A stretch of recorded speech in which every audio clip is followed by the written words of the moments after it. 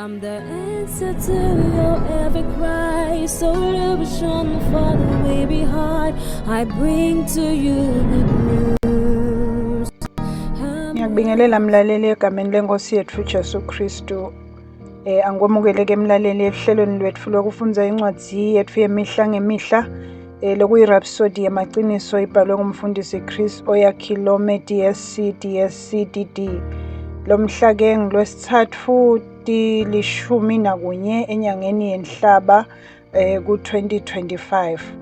Umfundisi lamhla uthi inzima yakho ekwakheni libandla lakhe.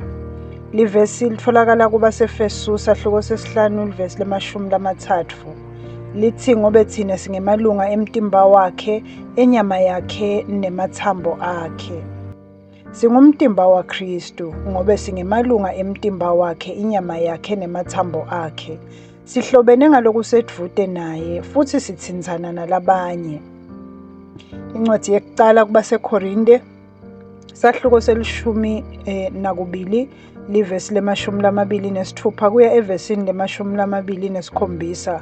Pawula uyachubeka achaza lobunye uthi nangabe kuhlupheka sitfo sinye kuhlupheka titfo tonke kanye naso. Nangabe kudvunyiswa sitfo sinye kujabula titfo tonke kanye naso. Nine ningumtimba waKristu ngulowo nalowo ulilunga. Haleluya. Lokho kusho ukuthi umKristu ngamunye unenzima nemsebenzi lothile emtimbeni waKristu.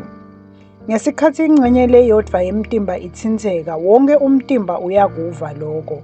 Asisibo bantfu labahlukanisiwe kodwa singemalunga lachumene emtimbeni lowodwa, umtimba waKristu.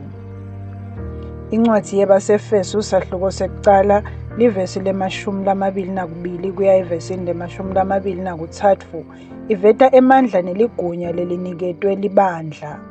uNkulunkulu wabeka konke ngaphasi kwemandla akhe, wambeka ukuthi abe yinhloko etikwako konke ebandleni lokungumtimba wakhe. Haleluya.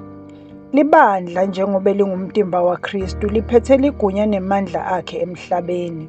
Incwadi yebaseFesu sahluko sesine livesi le-11 kuya evesini le-12 isiniketa kuconza ngokuthi uwakha kanjani libandla lakhe namuhla. Lithi nguye futhi lowapha labanye ukuthi babe bapostoli, labanye babe baprofeti, labanye babe bavangeli, labanye babe belusi, labanye babe bafundzisi. Lokho wakwentela ukuthi labangcwele bahlonyiselwe umsebenzi wabo wekukhonda kuze kwakheke umtimba waKristu.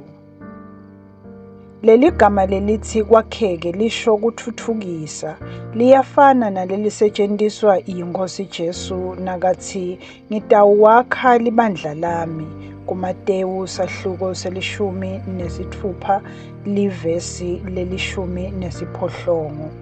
Ngekusebenta kwaletinhlangothi letisihlanu nekukhonda kanye nemsebenzi lowentiwa ngumKristu ngamunye, uNkulunkulu wakha libandla lakhe. Umtimba wonke ukhula ngaloko lokuletfwa ngilo lonke lilunga.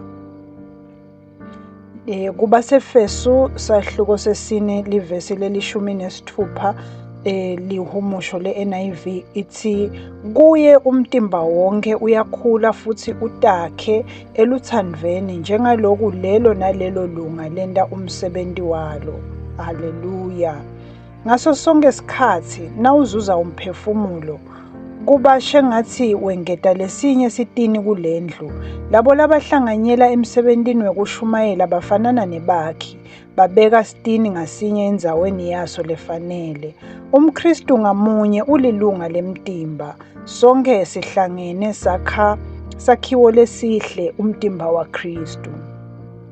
Njengoba sichubeka sizuza imiphefumulo futhi sikhula, leli bandla liba lihle kakhulu futhi libe nemthelela lomkhulu, liveta inkhatimulo yaKristu. Lo msebenzi awusiwo webantfu labambalwa labakhethiwe kodwa wawo onke emaKristu. Ngamunye wethu unenzima layidlalako futhi sonke sisebenta ndzawonye. Sakha lokutsite lokumangalisako kude kudvunyiswe uNkulunkulu. Ayibongwe iNkosi. omthandazo asithandaze. Babelo thandzekako, ngiyayicondza indzima yami futhi ngitimbandzakanya ngekutimisela ekwakheni libandla lakho. Nginikwe umusa wokuzuza imiphefumulo futhi ngiqiniswa ukuthi ngifeze umsebenzi wami. Ngimemetela ukuthi libandla lakho likhanya njengembane welithemba nemandla emhlabeni, njengoba liyimvumiso emhlabeni, egameni laJesu. Amen. Kuchubeka nesifundvo ke mlaleli, sitawufundza incwadzi yekucala kubaseKorinte isahluko selishumi nakubili livesi lemashumi lamabili nesitfupha kuya evesini lemashumi lamabili nesikhombisa. Sifundze kubaseFesu sahluko sesibili livesi lelishumi nemfica kuya evesini lemashumi lamabili nakubili, bese sifundza incwadzi kubaseKolose sahluko sekucala livesi lelishumi nesiphohlongo. Bese sesiba neluhlelo lokufundza libhayibheli ngeminyaka munye. Lamuhla kufundwa incwadzi yemisebenti yebapostoli sahluko sesibili livesi lemashumi lamabili nakubili kuya evesini lemashumi lamane kanye nesikhombisa, kanye nencwadzi yesibili yetikronike sahluko sesiphohlongo kuya esahlukweni selishumi nakunye. Kuphindze kube neluhlelo lokufundza libhayibheli ngeminyaka lemibili. Lamuhla kufundwa incwadzi yaLuka sahluko sekucala livesi lekucala kuya evesini lelishumi kanye nencwadzi yaDeuteronomy sahluko semfica. Ngiyakholwa ke mlaleli ukuthi wena ubusisekile usalalele nalamuhla. Ngiyethemba ukuthi sitawubonana kulokulandzelako.